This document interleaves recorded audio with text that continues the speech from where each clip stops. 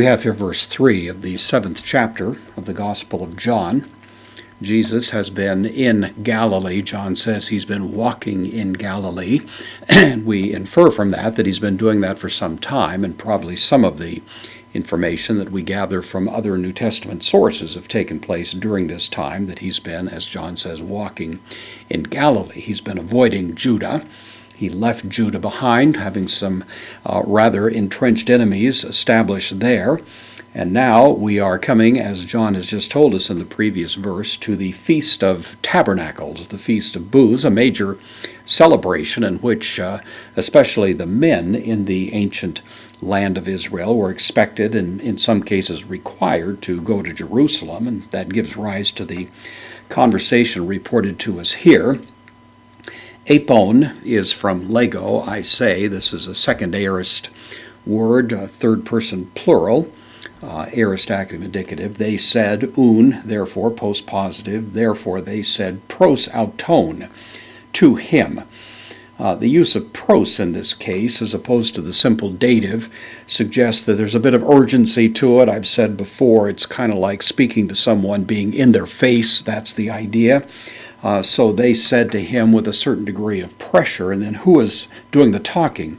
Well, it's hoi adelphoi autou. It's the brothers of him, not the disciples now, but the brothers.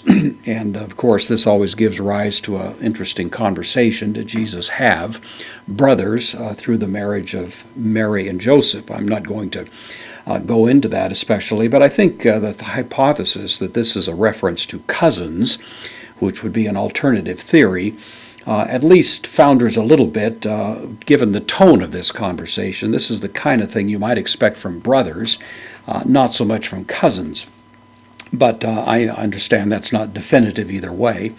One way or another, we have the brothers of him saying to him with some degree of urgency, and then metabethi. This is from metabino, which means to go. It's, in this case, the second person singular aorist active imperative. It's a command. And so they're telling him, go into then. This is an adverb. It means thence, indeclinable. So go thence, kai hupage. This is from hupago, to go away. So in a sense, it's adding emphasis to the preceding word. This is also the imperative. This is the second person singular present active imperative. So go away, get away, thence, and go, eis tein udaion. Eis, the preposition, takes the accusative, tein udaion, into Judah.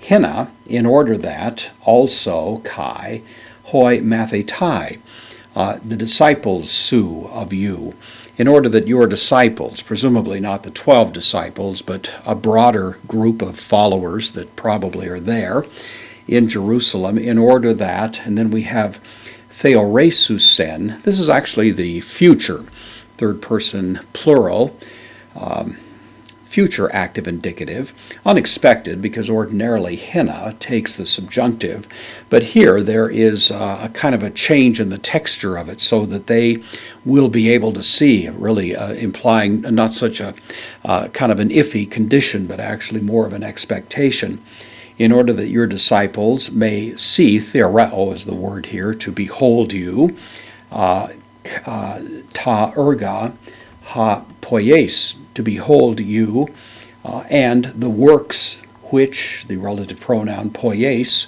you are doing. This is your chance, they're saying to Jesus, to come out of the kind of shadowy reaches of Galilee and present yourself there to these people who are in Jerusalem, who are thinking about you, looking for you, expecting you. This is your chance to sort of step up and make yourself known. Of course, the brothers here have something of a questionable attitude in saying all of this, and that becomes even more evident as the conversation continues.